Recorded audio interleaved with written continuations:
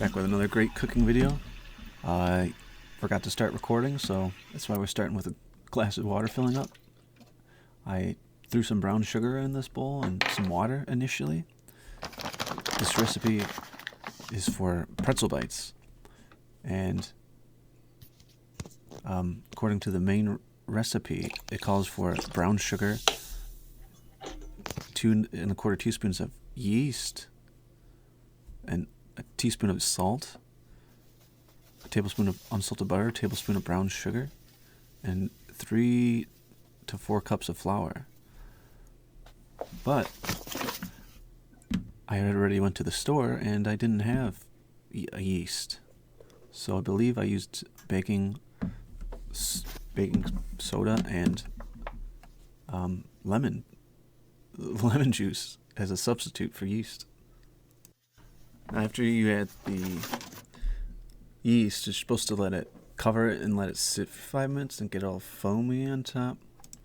We did the best we could with lemon juice, but then after that, you're going to be mixing as we're doing here, unless you have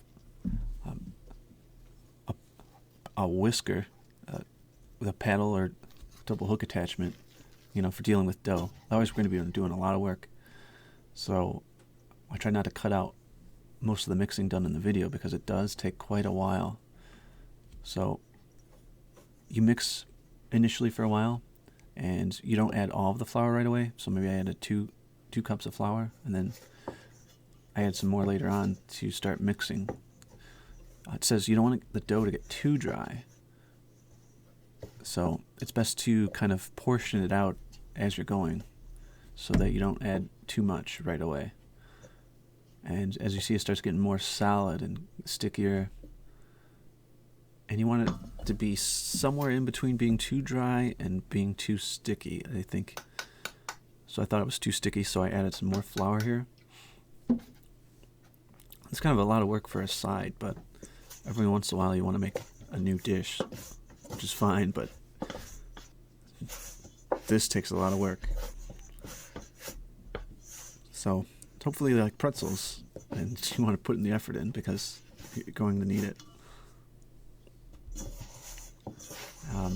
After a while, I think I got it right to that not too sticky form, and so I thought it'd be easier to mix it by hand so I could get the majority of the leftover flour and bits out of the mixing bowl that I had.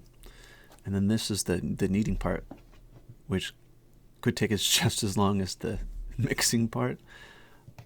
And yeah, I was trying to read online, since I think it's one of the few times I've worked with dough like this, about how to knead.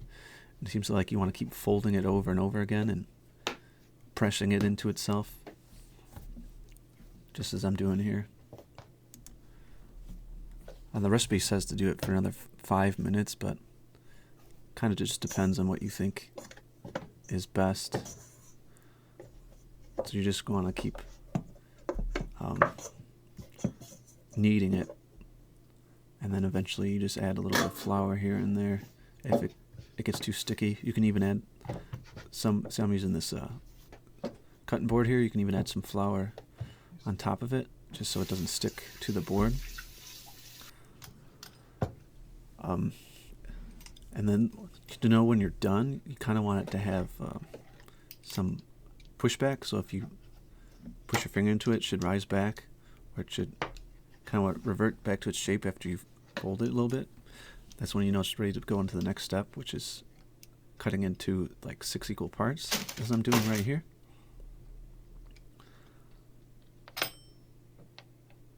And then I think I just let them sit for a little bit because I wanted to break. But unfortunately, I got bad news for you. You're going to have to do some more mixing, because we want to take each of these 6 parts, and then what we're going to do is we're kind of roll it and stretch it into a cylinder where it's roughly the same proportions throughout the cylinder. It doesn't need to be perfect, but you want to be able to get like 6. So we broke it into 6 pieces. I think you want to be able to bend 6 pieces from the cylinder you make. Yeah. As many as you think is best. Just keep rolling it, stretch it out as far as you can. Like I said before, you can add some extra flour so it doesn't stick to your surface as much. And once you get to the good length, then we're going to cut it.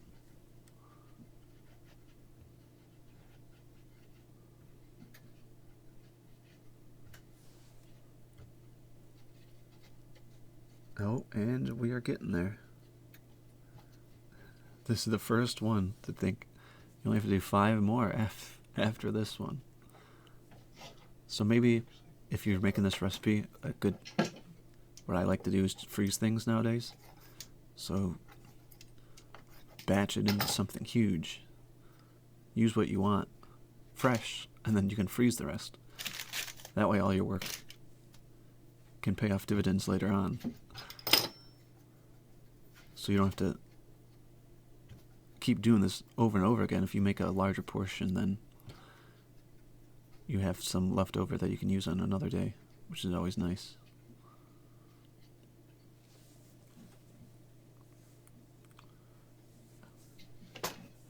And it doesn't need to be perfect. Rewatching this over again, maybe I rolled it out a little bit too much, too long.